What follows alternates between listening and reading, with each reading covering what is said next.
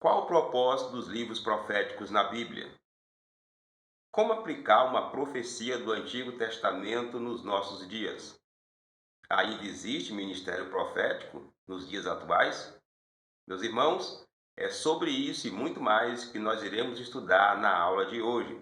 Eu sou Raimundo Alves, evangelista na obra do Senhor aqui em Araguaína, Tocantins, e você é muito bem-vindo ao nosso canal para mais uma aula, mais uma lição da Escola Bíblica Dominical. E como você sabe, aqui nós temos um conteúdo diferenciado. Abordamos aí a parte teológica, que é o conteúdo da lição, mas sempre acrescentamos algo a mais, como o desafio para a igreja dos nossos dias. Nós temos as questões, que são perguntas que levantamos também relacionado com o tema, tá? Sempre na tentativa de aproximar cada vez mais o conteúdo estudado com a nossa prática, com a nossa vida cristã.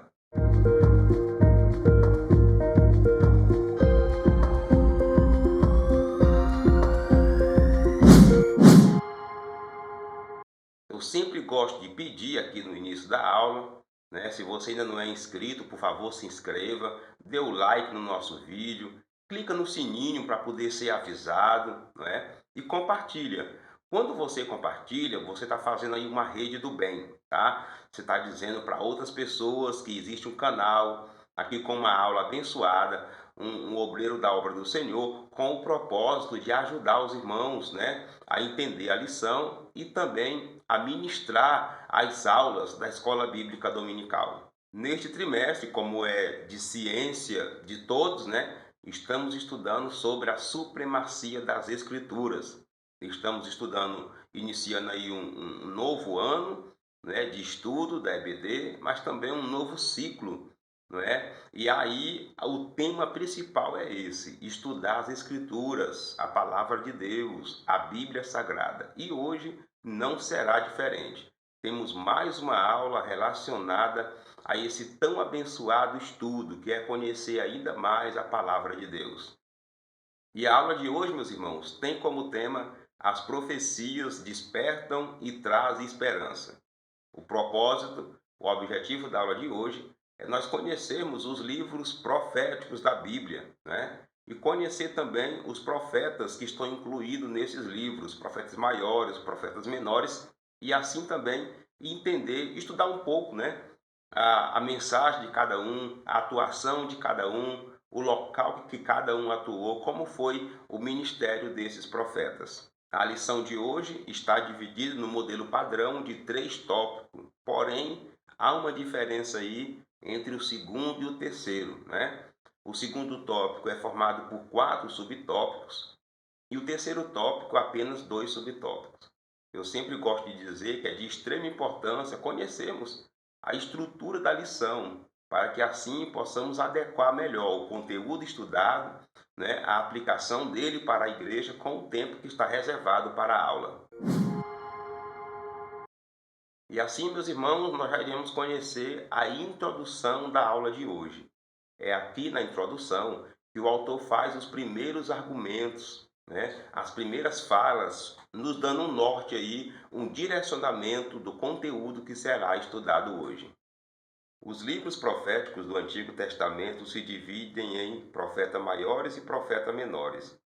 A designação serve para diferenciar o tamanho dos livros e não o grau de importância de seus autores. Os profetas maiores são Isaías, Jeremias, Lamentações, Ezequiel e Daniel. Já os outros 12, de Oséias a Malaquias, são os profetas menores. No Novo Testamento, apenas o livro de Apocalipse é classificado como profético. A mensagem desses livros desperta e, ao mesmo tempo, produz esperança para o povo de Deus. Nas últimas lições, meus irmãos, nós temos estudado sobre algumas categorias, classificações dos livros da palavra de Deus, né? A Bíblia Sagrada contém 66 livros e esses livros são divididos em alguns grupos e algumas categorias. Na aula de hoje, nós iremos estudar sobre os livros considerados proféticos, né? Que são divididos aí, no mínimo, em 2 grupos, né? Nós temos os profetas maiores e os profetas menores. E essa classificação não se dá por grau de importância, por grau de profecia, não. É simplesmente uma organização por tamanho, tá? Por tamanho de livros. Não quer dizer que um é mais importante do que o outro, apenas em questão de escrita. E a ideia da aula de hoje é justamente conhecer eles, né? Os seus autores, conhecer os profetas, quais foram as suas mensagens, né? Em que lugar que eles atuaram, em que período da história eles atuaram, certo? A ideia é hoje. Claro que não dá para poder fazer um estudo aprofundado, porque é simplesmente o tempo de uma aula aí, né? De 50 minutos a uma hora no máximo. Não dá para aprofundar muito, principalmente no último tópico, que é sobre o livro do Apocalipse, né? O livro das revelações. Não dá para poder entrar muita coisa, mas a ideia dessa aula, meus irmãos, é tratar sobre os livros proféticos e mostrando que as suas mensagens, suas profecias, não é, despertam, traz esperança. Trouxe esperança no tempo que foram transmitidas ao vivo e ainda hoje, na palavra de Deus, também traz esperança para aqueles que a leem. E assim, meus irmãos, nós já iremos iniciar no primeiro tópico da lição, estudando sobre os profetas maiores, não é? Estudar, por exemplo, aí os maiores livros da Bíblia, né, considerados nessa categoria de livros proféticos. Profetes, do grego, significa proclamador e intérprete da revelação divina. No hebraico, a palavra frequentemente usada é nabi, como sendo aquele que declara uma mensagem em nome de Deus. Os profetas tinham acesso à presença dos reis, ofereciam-lhes assessoramento e até censuravam os seus atos. Profecia no grego é profeteia, que significa descrição antecipada da vontade de Deus, quer com referência ao passado, quer do presente ou futuro. A Bíblia registra que Deus falou muitas vezes e de várias maneiras. O autor traz aí o significado da palavra profeta, tanto no grego como no hebraico, né? Que são as duas principais línguas aí da escrita da Bíblia, né? E nelas duas, juntando aí da ideia daquela pessoa que interpreta ou traz a palavra de Deus, não é? Juntando os dois significados é esse. Profeta é aquele que traz, né, interpreta, tem uma mensagem de Deus para alguém. E é importante a gente entender esse conceito, não é? Para entender ainda mais, ou seja, melhor ainda, a atuação e o trabalho dos profetas. O autor fala aí que eles atuavam junto com os reis, e é verdade, né? Nós temos profetas que atuaram em forma de assessoria, né? Era uma espécie de assessor do rei, era o assessor espiritual do rei. Quando o rei queria algo, ele buscava a presença de Deus, né? E com isso trazia uma resposta de Deus para aquele rei.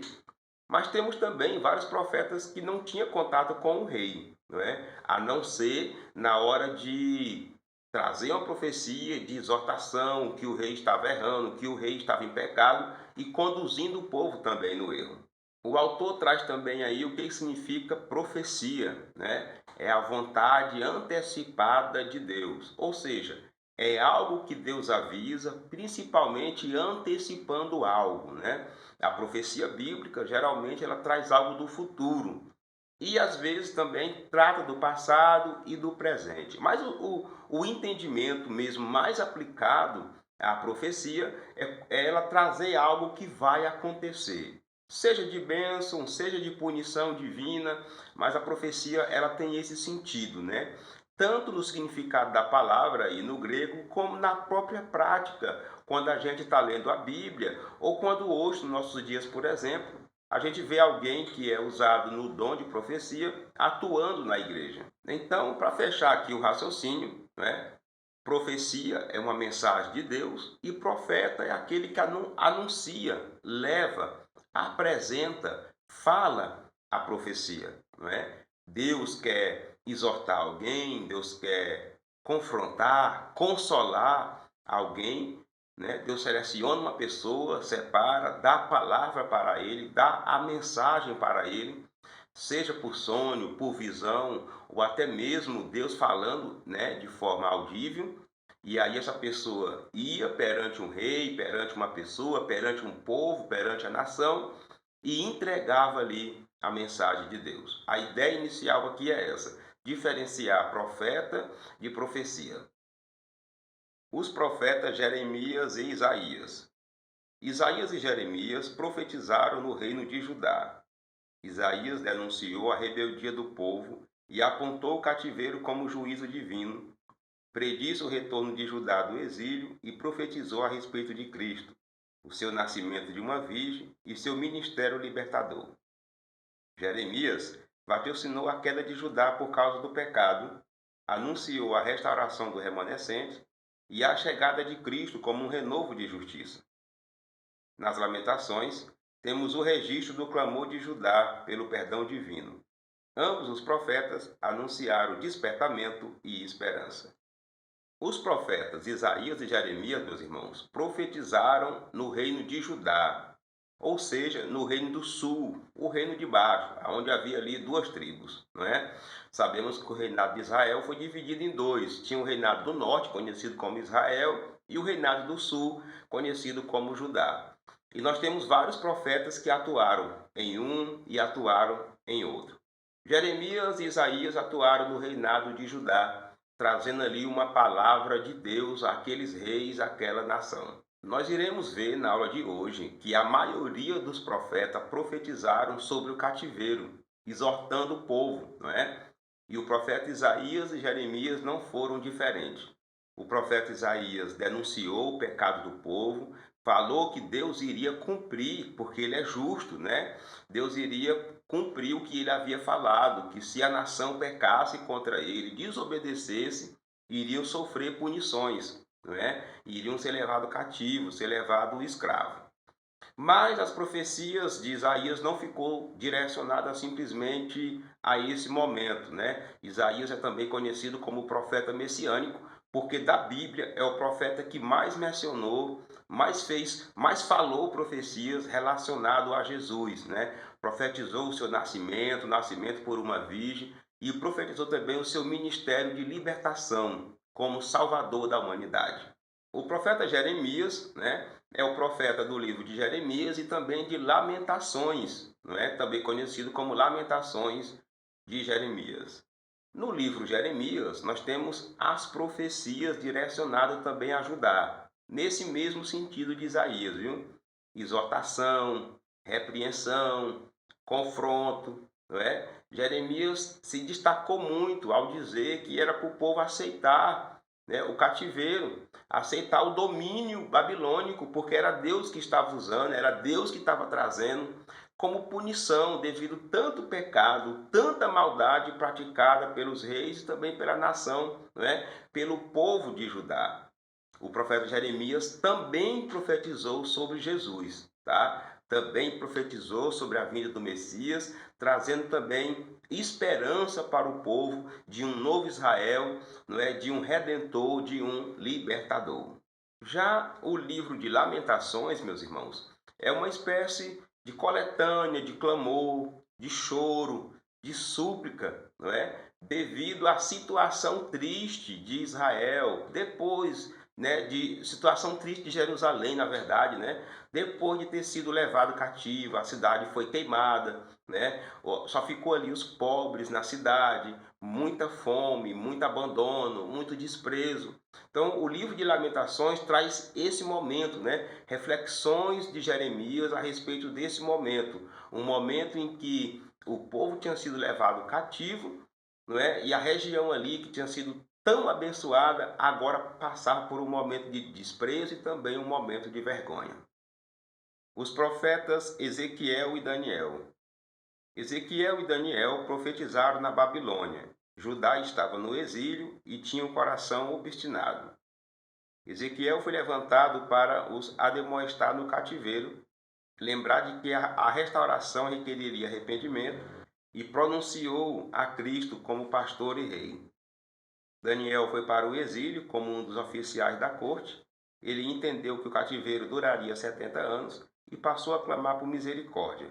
Como resposta, Deus lhe revelou o tempo da restauração da nação a vinda de Cristo, o advento do anticristo e o julgamento final. Essas profecias despertaram a esperança de reconciliação com Deus. O local de atuação dos profetas Ezequiel e Daniel já foi durante o cativeiro babilônico. Então já são depois de Isaías e Jeremias, tá? Já era quando o povo estava no cativeiro, certo? Daniel foi levado, Ezequiel também foi levado, né? E profetizaram ali alertas, não é? Chamando a atenção do povo, porque alguns, mesmo passando por aquele momento do cativeiro, um momento de punição, ainda estavam com seu coração obstinado. E dos dois, Ezequiel foi o mais usado nesse sentido, tá? De chamar o pessoal ao arrependimento, o povo de Judá que estava lá, né? A esse despertamento e a entender que o livramento de Deus viria, mas Deus queria arrependimento, Deus queria ali um coração contrito, Deus queria ver atitudes, não é? E nesse mesmo processo de profecia, de receber visão de Deus, Ezequiel também profetizou sobre Jesus como rei, como Senhor.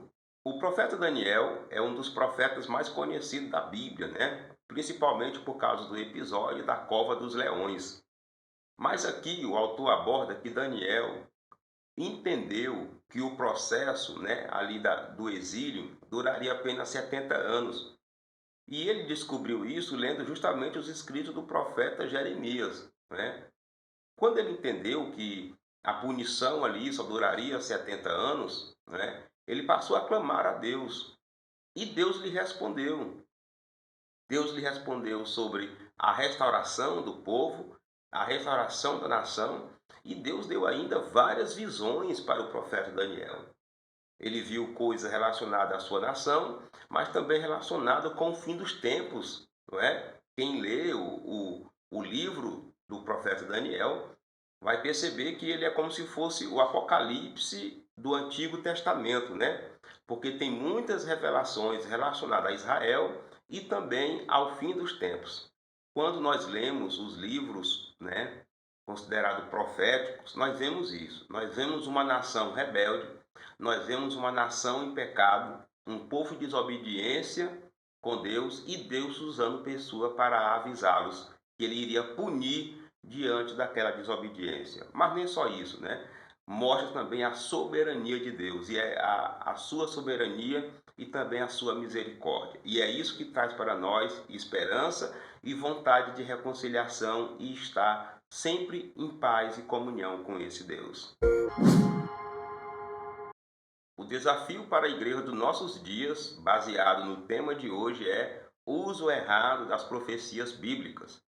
Meus irmãos, nos nossos dias nós temos alguns irmãos, algumas pessoas que fazem uso errado das mensagens, né, das profecias dos livros proféticos. Um desses erros é o uso de profecias de forma isoladas, né? Pegam ali alguns textos isolados e passam a usar como se fosse uma espécie de amuleto, né? Sem olhar o contexto, sem olhar o propósito, sem olhar a situação e o destino daquela profecia. Tem uns que fazem aí até as conhecidas caixinhas das promessas, não é? E outros que pegam essas profecias, né, e fazem uma aplicação, uma interpretação errada, faz uma mistura aí sem conseguir diferenciar, né, o que seria uma profecia exclusivamente para Israel e o que é uma profecia exclusiva para a igreja ou que tenha relação com Israel e também com a igreja. E como exemplo, podemos citar algumas expressões proféticas, né, que alguns usam de forma errada, né?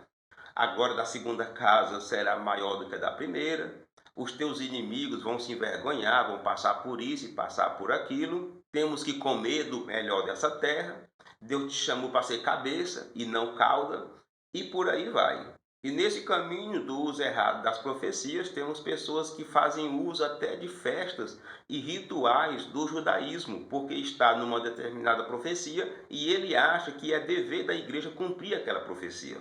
A solução para esse desafio é fazer uso de métodos confiáveis e corretos de interpretação bíblica, entendendo principalmente que nós temos profecias que são exclusivas para Israel e temos profecias que são exclusivas para a igreja.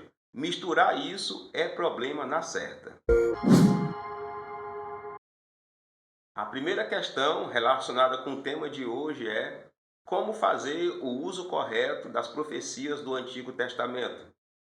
Meus irmãos, tudo é Bíblia, Antigo e Novo Testamento, mas sabemos também que com a dispensação da graça, algumas coisas mudaram aí, né, na interpretação bíblica. E aí, como usar essas profecias do Antigo Testamento aplicando para a igreja? A primeira dica é você usar métodos de interpretação bíblica confiáveis, tá? Esses métodos realmente nos ajudam a errar menos na interpretação bíblica.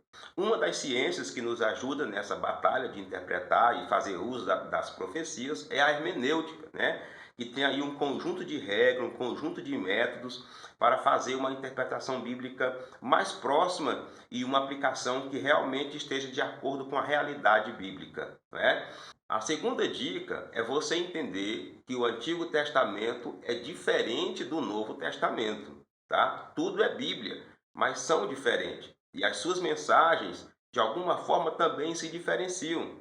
As profecias no Antigo Testamento, em sua maioria, elas são de exclusividade direcionada para Israel. São poucas profecias do Antigo Testamento que têm a ver direto com toda a humanidade, ou até mesmo com a igreja.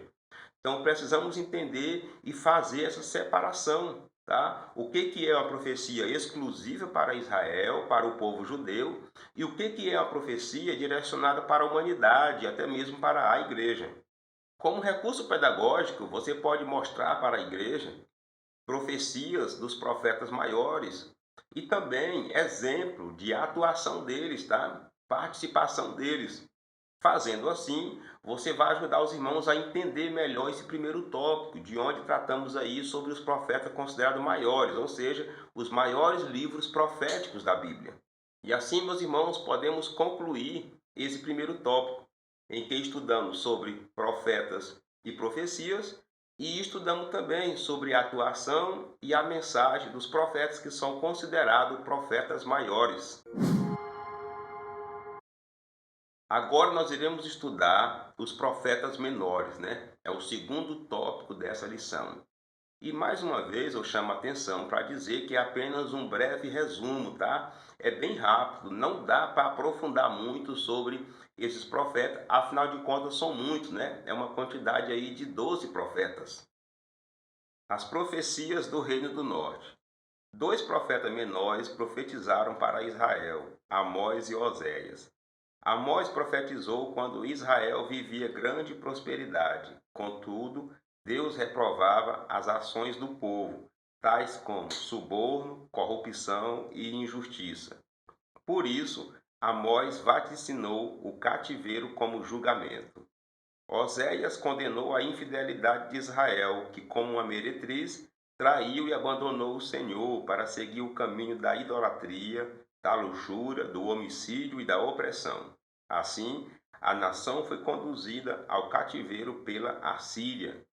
Apesar dos erros, ambos os profetas anunciaram que Deus prometeu restaurar o povo.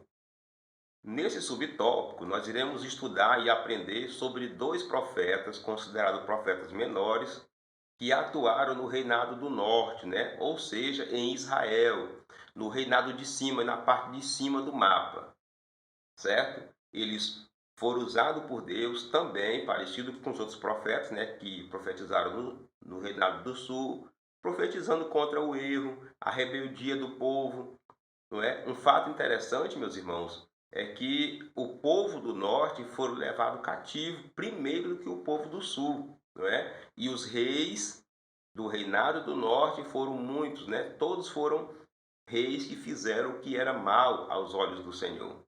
No tempo de Amós, o povo estava bem, estava tendo bonança, estava tendo paz, porém havia muito pecado, não é? Principalmente de suborno, de injustiça, não é? Patrocinado principalmente pelos seus reis, e assim conduzia o povo no pecado. Amós foi usado por Deus para alertar que se eles não mudassem, Deus iria usar, né, o império, Deus iria puni-los, Deus iria levar cativo para outra região. Oséias também foi usado no mesmo sentido. Inclusive, Oséias é aquele profeta, né, que profetizou comparando Israel e Judá como duas prostitutas, né, como duas meretrizes.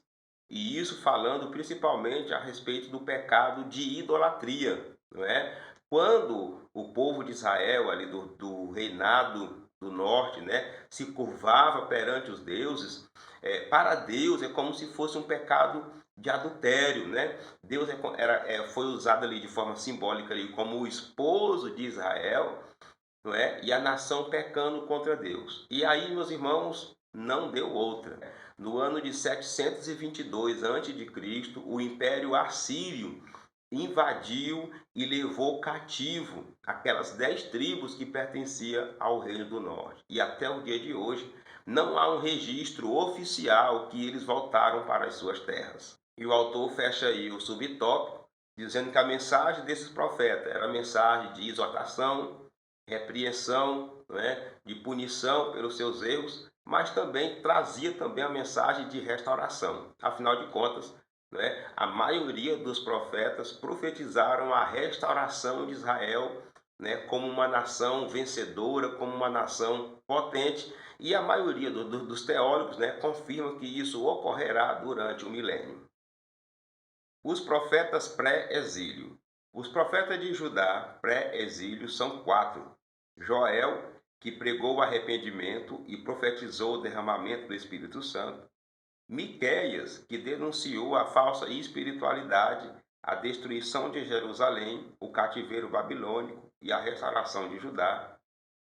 Abacuque, que reclamou da violência, do litígio e da sentença distorcida. Vaticinou que Deus usaria os babilônicos para punir a nação.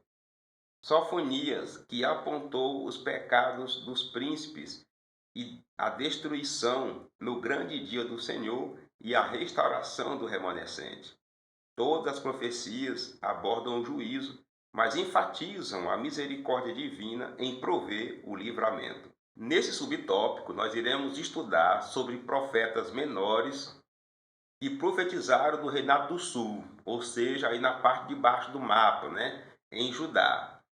E nesse subtópico nós iremos estudar sobre os profetas pré-exílio, ou seja, profetizaram antes do exílio, né, de Judá para a Babilônia, antes do cativeiro babilônico. E nós vemos aí no texto que esses profetas atuaram de forma veemente, não é, contra tudo de errado que estava acontecendo. Quando nós estamos estudando as histórias dos reis de Judá e também de Israel, nós vemos o quanto que tinha rei ruim, né? Provocou muito pecado em Israel, né? Principalmente Acabe, também o rei Manassés, não é?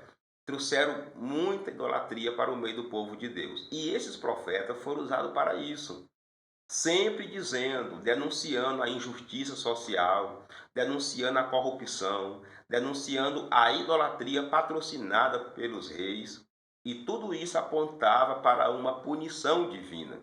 Os profetas não eram bem recebidos, né? Porque quem está no erro não gosta de ser reclamado, quem está no erro não gosta de ser exortado, não é? Mas eles foram fiéis, profetizaram contra Judá, mostrando que se os reis e o povo não mudassem, a punição viria.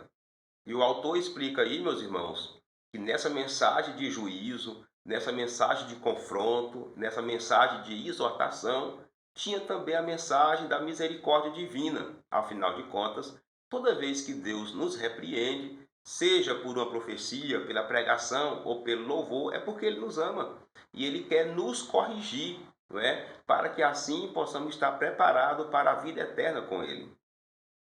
Os profetas pós-exílio. Os profetas de Judá pós-exílio são 3. Ageu, que persuadiu o povo a reconstruir o templo, e Deus o assegurou que a glória dessa casa seria maior do que a da primeira. Zacarias, que animou o povo, e Zorobabel a concluir o templo e anunciou a vinda do Messias como renovo do Senhor. E Malaquias, que repreendeu o desleixo dos sacerdotes e a negligência com os dízimos e ofertas.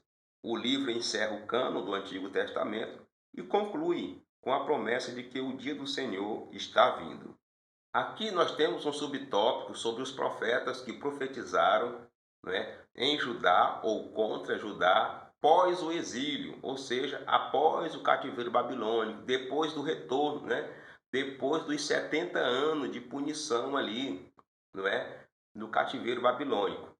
E esses profetas atuaram, né, exortando, falando, motivando, não é, fazendo ali o que Deus havia determinado para que eles fizessem.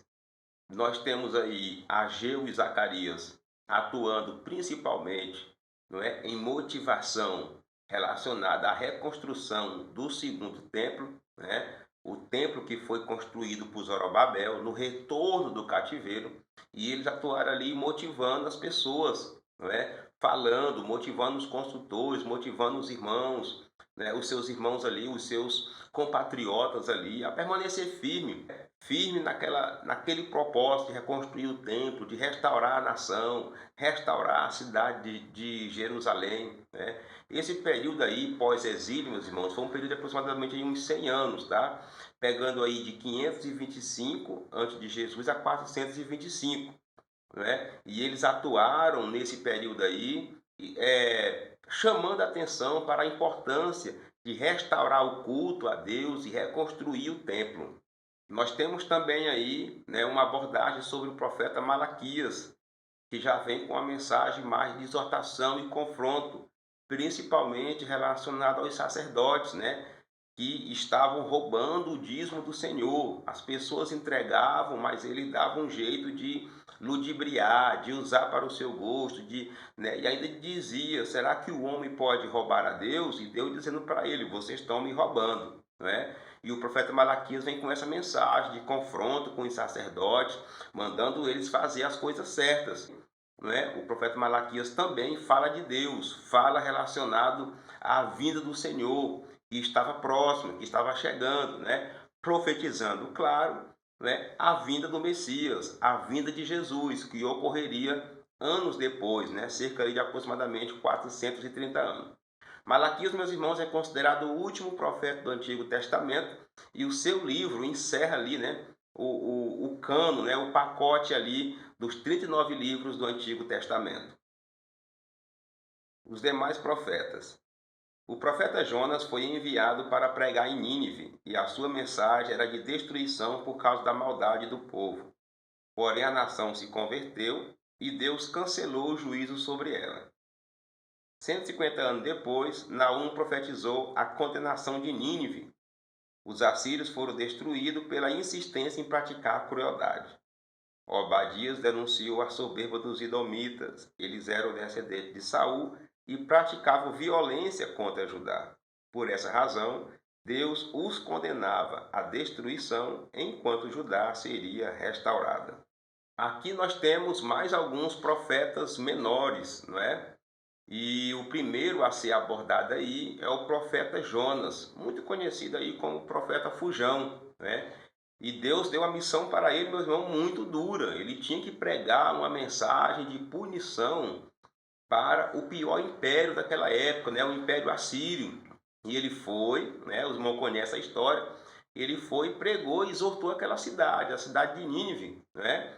E não é que o povo se arrependeu e Jonas ficou zangado? Pois é, o profeta Jonas foi lá, levou a mensagem de Deus e aquela cidade foi salva da punição. Mas aí, 150 anos depois, temos aí a atuação do profeta Naum, profetizando também contra o Império Assírio, né? Porque eles se arrependeram naquele tempo, mas aí as pessoas mudam, né? 150 anos depois, já havia nascido outras pessoas, continuaram na sua vida de pecado, né? Um dos pecados graves dos assírios era a maldade, que era grande demais, era considerado, dos tempos antigos aí, o império mais malvado, mais cruel. E Deus os puniu, né? Usou o profeta Naum para falar, para exortar, e Deus cumpriu com a sua promessa, viu? Já Obadias foi usado para profetizar contra os edomitas, o povo que habitava ali na região de Edom, né? E Edom, para quem é curioso e conhece um pouco da história mais antiga aí, Edom é Esaú, não é? Edom é como se fosse o povo edomita, são irmãos dos israelitas, não é? Os israelitas descendentes de Jacó e os edomitas descendentes de Esaú. Porém, os descendentes ali, que moravam ali próximo ali, perseguia demais os israelitas, né? Deu muita dor de cabeça, praticava muita atrocidade e muita maldade com o povo de Deus. E assim, Deus usa o profeta para exortar e para falar, não é, que Judá seria reerguido, levantado e que os edomitas seriam abatidos. O desafio para a igreja dos nossos dias, baseado nesse tópico, é o uso errado dos livros proféticos. Meus irmãos, tem muita gente lendo as profecias do Antigo Testamento, pegando esses livros aí e fazendo interpretação errada, aplicação errada, e com isso surgindo até heresia no meio do povo de Deus. O primeiro erro é o uso apenas do sentido literal das profecias, ou seja, tentam cumprir, não é, e interpretar do jeitinho que está escrito, palavra por palavra. Isso é um erro, meus irmãos, porque nós temos profecias na Bíblia que são exclusivas para Israel. E nós não somos judeus. Como é que nós vamos cumprir literalmente o que está escrito ali? Mas nós temos também os que fazem uso do sentido apenas simbólico ou espiritual das profecias. Ou seja, pega tudo que está escrito ali no Antigo Testamento, nas profecias, e traz para o Novo. Quer trazer tudo. Quer transformar tudo e aplicar tudo. Dar um sentido espiritual para tudo. É outro erro. Tá? Então, ao entender e ao estudar uma profecia, precisamos ter esse conhecimento, né? O que é o sentido literal da profecia e o que é o seu sentido espiritual. Nem sempre os dois se combinam. Um outro erro é o uso desses livros proféticos para a exaltação humana, né? Pegam aquelas profecias que são de boas palavras, de boas frases, e querem usar sempre essas profecias da bondade para alimentar o ego da pessoa. Ah, que você é isso, que você é aquilo, que Deus vai fazer isso com você, como fez com fulano, Deus vai fazer com você. Isso é um erro, meus irmãos. Utilizar de profecias da Bíblia, dos livros da Bíblia, para exaltar pessoas. A solução para esse desafio, meus irmãos, é entendermos, né, o propósito da escrita de cada livro profético, de cada profecia, né? Quem é o seu autor, qual o seu destinatário. E a gente vai conseguir fazer isso utilizando, né, métodos confiáveis, ferramentas, né, livros, dicionário, comentário bíblico, que nos auxiliam na interpretação bíblica e assim fazer um bom uso dos livros proféticos. Como recurso pedagógico, você pode mostrar, né, apresentar para os irmãos, né, as profecias com as suas finalidades e os seus propósitos, né? Se possível, mostre profecias que são exclusivas para os judeus, para Israel, mas mostre também profecias que têm a ver com a igreja, que têm a ver com a humanidade de forma completa. Assim, os irmãos vão entender melhor, né, a atuação e o papel dos profetas menores, quando profetizaram para Israel e Judá, mas também quando profetizaram para a igreja. Assim, meus irmãos, podemos concluir esse tópico, né? Nós estudamos sobre os profetas que profetizaram para o Reino do Norte e os que profetizaram para o Reino do Sul. Conhecemos também os profetas menores que profetizaram no período pré-exílio e também pós-exílio. Vimos também nesse tópico que as mensagens desses profetas traziam confronto, exortação, repreensão, consolo, mas também predições sobre a vinda do Messias, né? Sobre a vinda de Jesus. Meus irmãos, agora vamos estudar o terceiro tópico, que traz aí um breve resumo sobre o livro do Apocalipse, né? Não é muita coisa, porque realmente o tempo não dá para discorrer, mas nós iremos estudar sobre a sua autoria, o seu propósito e a sua mensagem. Autoria, propósito e destinatários. O termo grego Apocalipse significa revelações especiais de Deus ao homem em Jesus Cristo.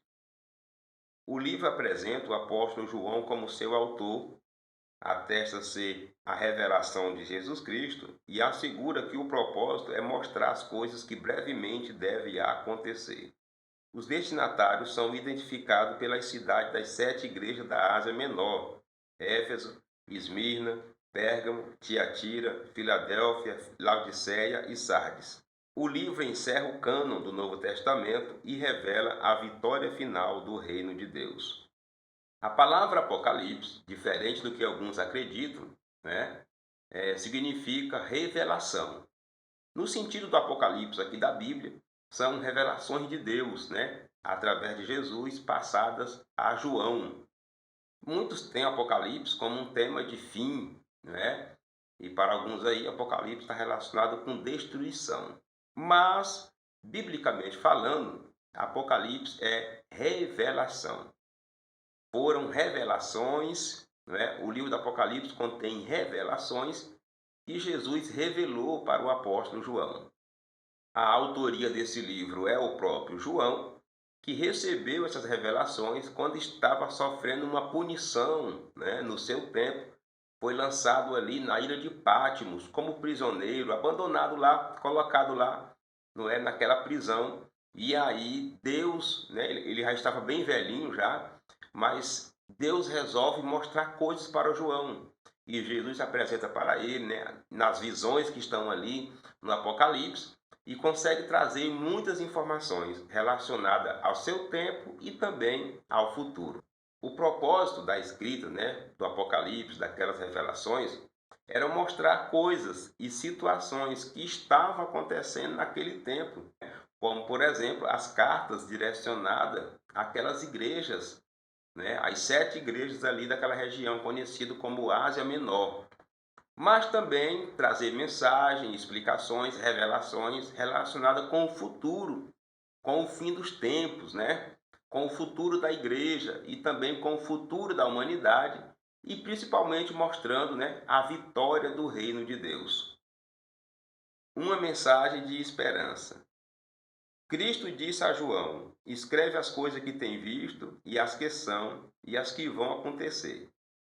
Significa o registro do passado, presente e futuro. No passado, João testificou da palavra de Deus. No presente, todos devem guardar as palavras da profecia. No futuro, irá se cumprir a esperança da volta de Jesus.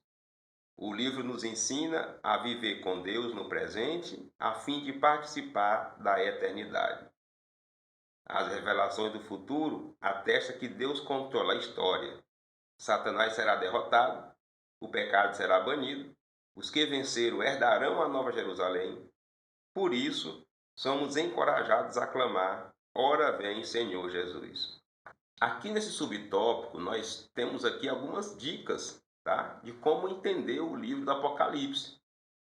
Principalmente quando o autor cita aqui, não é, que o livro tem a ver com as coisas do passado, do presente e do futuro.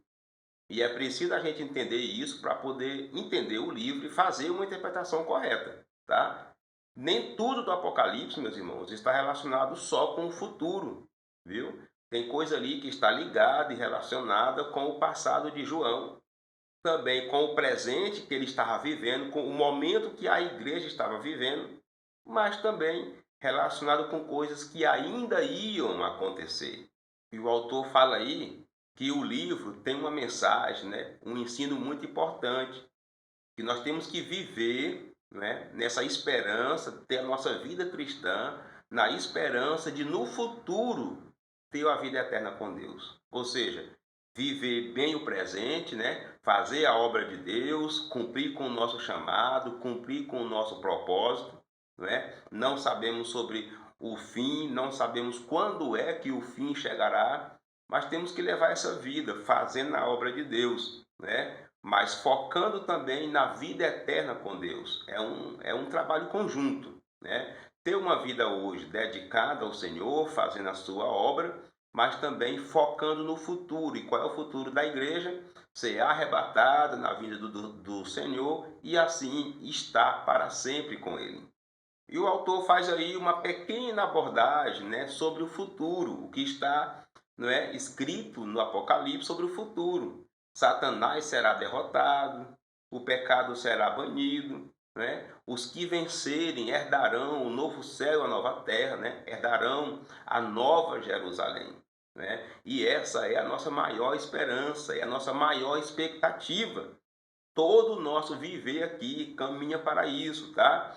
Para que um dia possamos estar na eternidade com Deus. E a mensagem do Apocalipse fala sobre isso. Fala sobre a vitória do povo de Deus, a vitória do reino de Deus, trazendo essa esperança que o Senhor vai voltar para tirar a sua igreja desse mundo cruel, desse mundo de pecado e entregar para ela, né, o maior prêmio da salvação, que é a eternidade com Ele, a eternidade com Deus.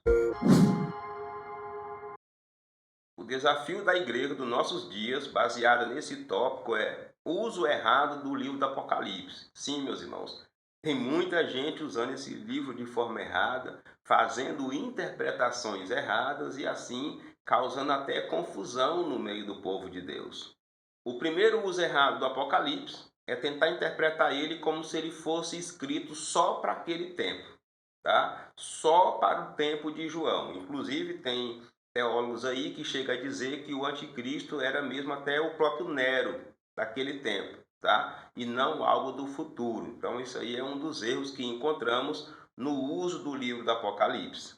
Um outro erro é a interpretação do contrário desse que eu falei agora, né? Ou seja, interpretar todo o Apocalipse como se fosse tudo relacionado para o futuro e desprezar a mensagem que Deus tinha também para aquela época. É outro erro, tá? A mensagem do Apocalipse tem a ver com aquele tempo, mas também tem a ver com o futuro. Nem tudo era só para aquele tempo, mas também nem tudo era exclusivamente para o futuro, tá? Precisamos fazer essa separação aí. Um outro erro aí são os deterministas, né? Pessoas, teólogos e curiosos que ficam aí sempre atentos, né? Qualquer movimento estranho, qualquer evento estranho, já estão determinando o que é o Apocalipse. Isso é um uso errado, não é? Quantos presidentes dos Estados Unidos aí já não foram enquadrados como o anticristo, né? George Bush, Donald Trump, Obama, não é? Então, existem umas pessoas aí que vivem determinando. Inclusive agora, com essa guerra aí entre a Rússia, né, da Rússia com a Ucrânia, já tem gente fazendo uso aí do Apocalipse e também de Ezequiel, capítulo 38, né, para dizer que essa guerra aí está prescrita ali, que é isso que vai acontecer. Então, meus irmãos, muita gente tem usado o livro do Apocalipse para assustar, para causar medo, para causar pânico. E isso é um uso errado desse livro, porque ele não foi escrito para isso, ele foi escrito para trazer esperança, reviver a fé dos irmãos daquele tempo. Então, qual é a solução? Como fazer uso do Apocalipse de forma correta? Estudar o livro do Apocalipse, interpretá-lo, entendendo essa diferença. Tem texto ali, tem mensagem ali que era para aquele tempo, mas também tem mensagem do Apocalipse que é para o futuro, tá? E nesse futuro nós podemos estar incluído ou não. Nós não sabemos a contagem dos tempos, né? Pela a contagem de Deus. Uma outra dica é você fazer uso de ferramentas, né? Dicionários, livros, né? Comentários bíblicos, ouvir especialista. E assim você vai errar menos ao ler e interpretar esse livro tão curioso do Novo Testamento. Ainda existe profetas e profecia nos nossos dias?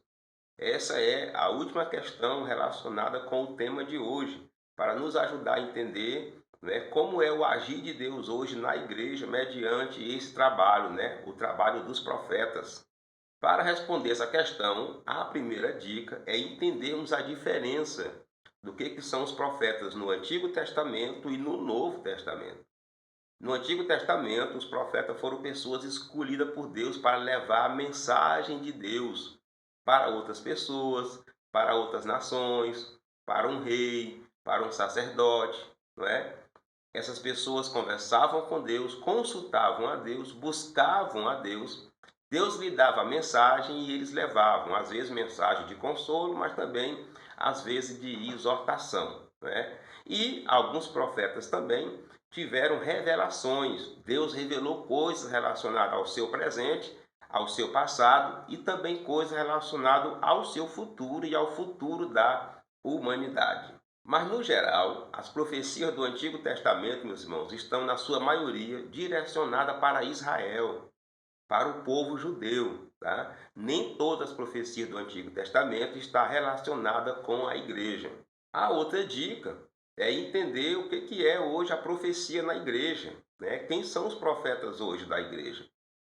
São dois grupos, tá? O primeiro são os pregadores da palavra de Deus, porque a palavra de Deus hoje, a Bíblia Sagrada, é a maior profecia de Deus, é a maior mensagem de Deus para a humanidade. Tá? Então, se você prega, quem prega a palavra hoje é um profeta do Senhor, tá? Está profetizando para a igreja, profetizando para o mundo, a própria palavra de Deus. O outro grupo são os irmãos que receberam o dom espiritual para profetizar, né? Para revelar algo além do que está escrito na Bíblia, porém de acordo com o que está na Bíblia. Né? Revelar o que está oculto, que já aconteceu, que está acontecendo ou que vai acontecer.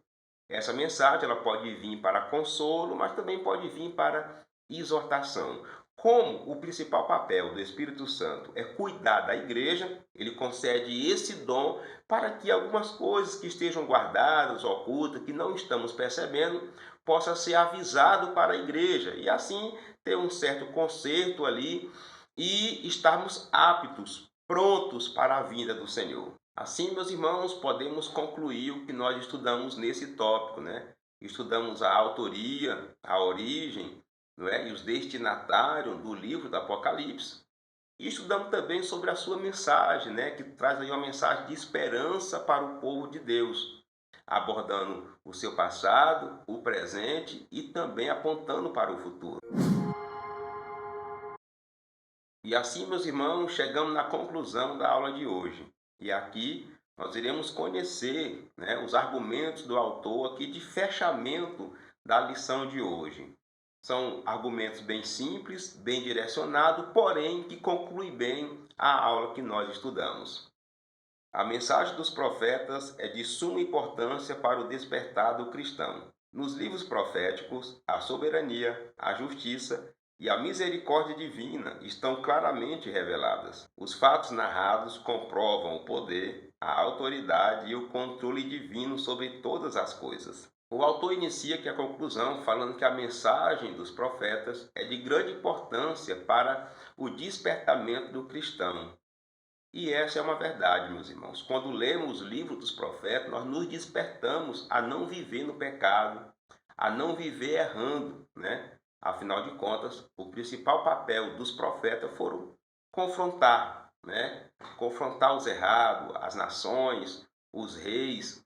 E isso nos leva realmente a um despertamento, né? A ter uma vida que realmente agrada ao Senhor, afastado do erro, afastado do pecado. O autor fala também que esses livros mostram para nós a soberania, a justiça e a misericórdia de Deus com a humanidade. E aí é outra verdade contida aqui na lição de hoje, tá? Todas as punições que aconteceram mediante a justiça de Deus, né? E os avisos que Deus deu, o livramento que Deus deu, mostra aí, né, a sua soberania e também a sua misericórdia. Que possamos, meus irmãos, tirar lições para a nossa vida dos livros proféticos, né? Não cair no mesmo erro de Israel, mas atender àqueles que Deus tem levantado para nos exortar, para nos chamar a atenção, para nos alertar, não é? E assim fazermos uso da misericórdia do Senhor. O autor fala também que isso nos comprova o poder, a autoridade e o controle de Deus sobre todas as coisas. Oh, meus irmãos, como é interessante, né? E impressionante lermos algo lá no livro de Daniel e a gente vê isso acontecendo ali, como é o caso, por exemplo, dos impérios, não é? Os impérios que vieram depois ali do Império Babilônico. É muito importante, é interessante a gente ver isso. E isso nos mostra o controle de Deus sobre todas as coisas, sobre tudo o que acontece. né? E de vez em quando Deus faz essa gracinha conosco, né? Deus nos mostra algo que está para acontecer, através de sonho, através de visões, porque Ele é o soberano, Ele é o todo-poderoso, Ele é o Senhor de todo o universo, Ele é o Senhor do tempo. E assim podemos extrair a lição desta lição. Deus é soberano, Ele conhece tudo, Ele vê tudo e Ele sabe de tudo. Então, quando Ele quer corrigir algo, né, através do seu amor, da sua misericórdia, Ele usa pessoas para exortar, para confrontar, para repreender, para mostrar que está errado. Quando Ele quer consolar, Ele também usa pessoas para consolar, para confortar, né? Então, os profetas foram pessoas usadas por Deus nessa missão, mas é usado também para avisar o futuro, né? Deus conhece tudo e quando Ele quer compartilhar algo do futuro com o nosso presente, Ele também faz isso. Ele fez no passado, no Antigo Testamento e ainda faz hoje na igreja, tá? Através do dom espiritual. Que possamos estar, meus irmãos, sensíveis às profecias de Deus. Que possamos estar sensíveis à vontade de Deus. Afinal de contas, a palavra de Deus quer que todos sejam salvos, né? E assim Ele age com o seu amor, com a sua bondade, com a sua misericórdia conosco. E assim, meus irmãos, chegamos no final de mais uma aula, no final de mais uma lição.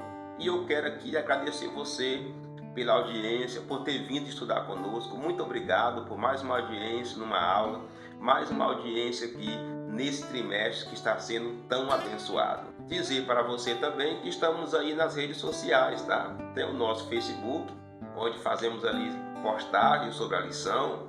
Tem também o nosso Instagram, onde postamos também partes dessa aula aqui, a gente publica aí nas redes sociais. E tem também o nosso WhatsApp, tá? Caso você deseje nos levar na sua igreja para ministrar uma aula ou até mesmo um seminário da Escola Bíblica Dominical. O certo é que eu fico muito feliz por você ter vindo até aqui, tá? E se você for ministrar essa aula de hoje, o meu desejo, a minha oração é que o Espírito Santo te guie, é que ele te conduza, que ele ilumine a tua mente para uma boa aula da EBD. Pesquise, leia, escreva, anote, mas também ore. Busque direcionamento de Deus, direcionamento do Espírito Santo, porque é Ele que vai te usar para falar com a igreja. No mais, meus irmãos, se Deus permitir, até a próxima aula, até a próxima lição.